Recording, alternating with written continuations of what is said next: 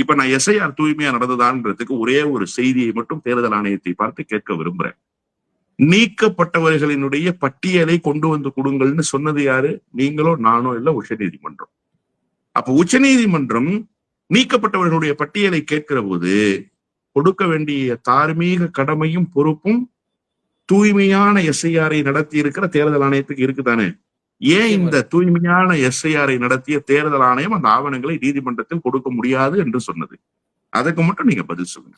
சட்டத்துல இடம் இல்ல, நாங்க கொடுக்க வேண்டிய அவசியம் இல்ல, தேர்தல் ஆணையத்திற்கு அதுக்கு அதிகாரம் உண்டு, உங்களுக்கு எல்லாம் விளக்கம் கொடுக்கணுங்கிற அவசியம் இல்லைங்கிறது அவங்களோட வாதமா இருந்துச்சு.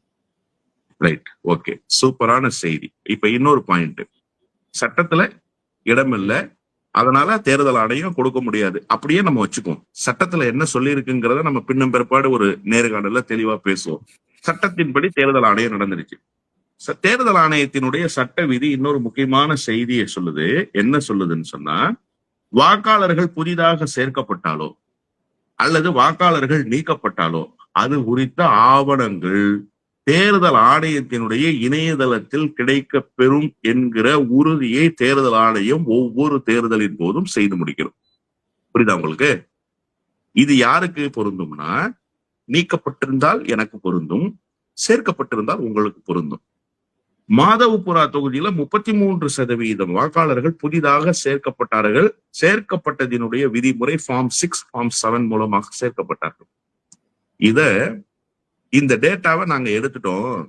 இந்த டேட்டா பத்தி நான் ஒரு விளக்கத்தை கொடுக்க விரும்புறேன்னு ராகுல் காந்தி சொன்னதற்கு பிறகு மறாவது நாள் இந்த ஓட்டர்ஸ் குறித்த டேட்டாவை வெப்சைட்ல இருந்து எடுத்தவங்க யார்? இப்ப இதுக்கு பதில் சொல்லணும். ஏன் வெப்சைட்ல இருந்து அந்த எடுத்தீங்க? அந்த 33% மாதவபுரா தொகுதியில் வாக்களித்த புதிய வாக்காளருடைய டேட்டாஸை ஏன் சார் எடுத்தீங்க? நீங்க சட்டத்தின்படி நிற்கக்கூடியவர்கள், உச்ச நீதிமன்றத்துக்கு சட்டத்தை கற்றுக்கருத்தருகிற அளவுக்கு ஞானம் பெற்றிருக்கிற தேர்தல் ஆணையம். இப்ப நான் படிச்சது தேர்தல் ஆணையத்துக்கு வகுக்கப்பட்டிருக்கிற விதி.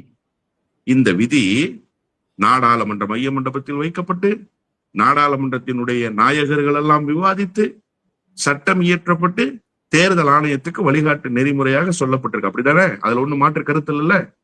அப்ப நீங்க இதையும் சொல்லிடுவீங்களா? நாடாளுமன்றத்துக்கு சட்டம் இயற்றுகிற அதிகாரம் தான் இருக்கிறதே தவிர எங்களுக்கு வழிகாட்டுகிற அதிகாரம் இல்லை சொல்லிடுவீங்களா தேர்தல் ஆணையம்? சொல்லித்தான் பாருங்க.